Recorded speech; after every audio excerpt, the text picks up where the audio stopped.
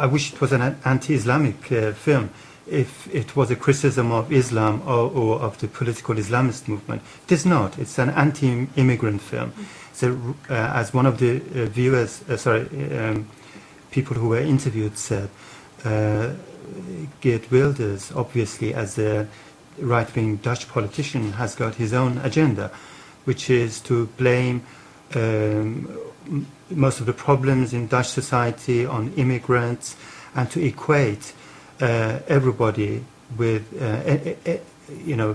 as label them with religion, and as if they are not the victims who have escaped from those societies, sought refuge, a lot of them, in many other European countries, to escape from the hell of Islamists that they have created in countries like Iran, in Iraq, in Afghanistan, and equate them as if they are accomplices of this political Islamic, which is a fascistic movement. So what you're saying, actually, he's not criticizing Islam and political Islamic movement, but he's using that sort of images of because some of these images are the factual. So actually, these are the atrocities committed by the political Islamic movement, and he's saying, "Look, Europe, wake up." Of course, he's mentioned he's showing some truths in that video of his, in the same way that Bush speaks some truth when he talks about Saddam Hussein's violations of rights, though he supported Saddam Hussein, that government supported Saddam Hussein for so many years. It's not enough to just tell the truth about certain things. It's why you tell the truth, what's behind that truth, and he hasn't told the whole truth, first of all. There's quite a lot of deception in that film, as we mentioned before. Because he misses the whole issue, the whole political Islamic movement, or he doesn't criticize any of the Islamic-ridden sort of Islamic State, does it? No, he doesn't. He doesn't mention, he might show Ahmadinejad, but he doesn't actually attack the backbone of the political Islamic movement, which is states. He never mentions that. He's actually looking at the sort of. It seems that he's looking at Muslims. Is that what you're referring to? Yeah, definitely. And he the issue is that he does come from a perspective that has no problem with religion. And even religion and power, really. His problem is that he doesn't want Islam. He sees he sees a Christian Europe being attacked, and by that Islam is taking over Christianity's role in Europe, and he's equating that with so-called Muslim immigration.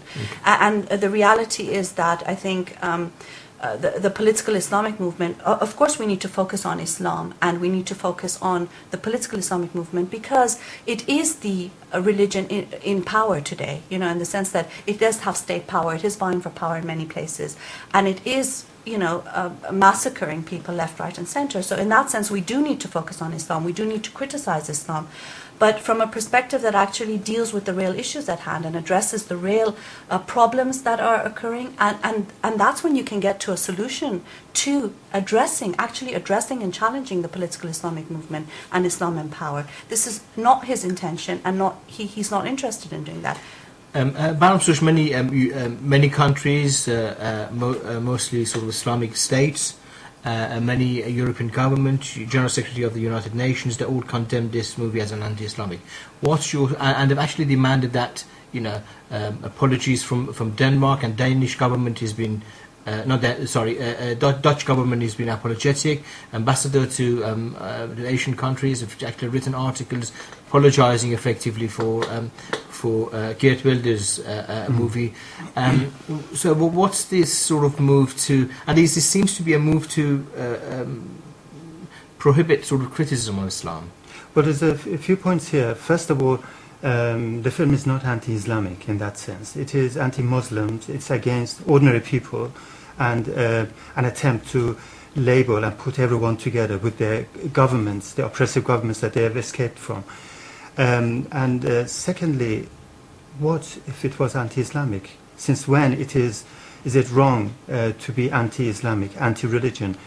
People have been criticizing, opposing religious oppression for years, religious darkness, or ignorance for years. They've been fighting against the established church, against all these religious organizations who have taken countless victims, whether in power or as movements. And especially in our day and age, as Mariam pointed out, the Islamic movement, the Islamism, the political Islamic movement, a menace which is creating havoc throughout the world, and specifically its target is the people in those countries. So it's obvious that there should be a reaction against that. That's why a lot of people are taking a stance against religion and against the Islam.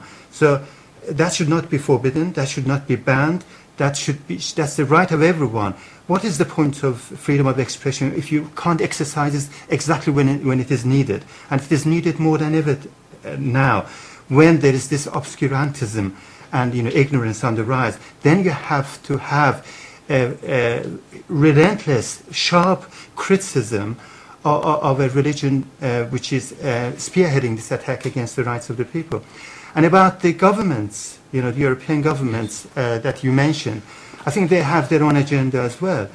Their criticism or whatever, their defense of freedom of expression is directly related to the business they have with those countries, with those governments.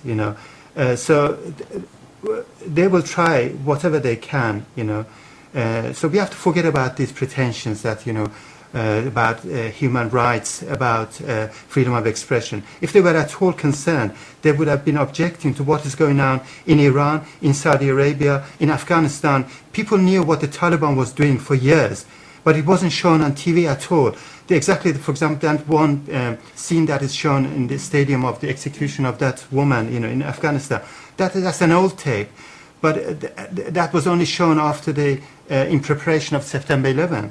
Yeah. So for many years, people have been fighting, against these religious reactionaries, these executioners for years, but none of them has been shown. It's only because they were not politically expedient. You know that in Saudi Arabia, every Friday that they're beheading people. Is it shown? No. They are invited, given the red carpet, to come to Britain, these, executions. But tomorrow, if they have a political difference with them, the hostility, suddenly they'll show it up. So their politics are, extremely, reactionary, inhumane anyway. So it is to do with business anyway, I think.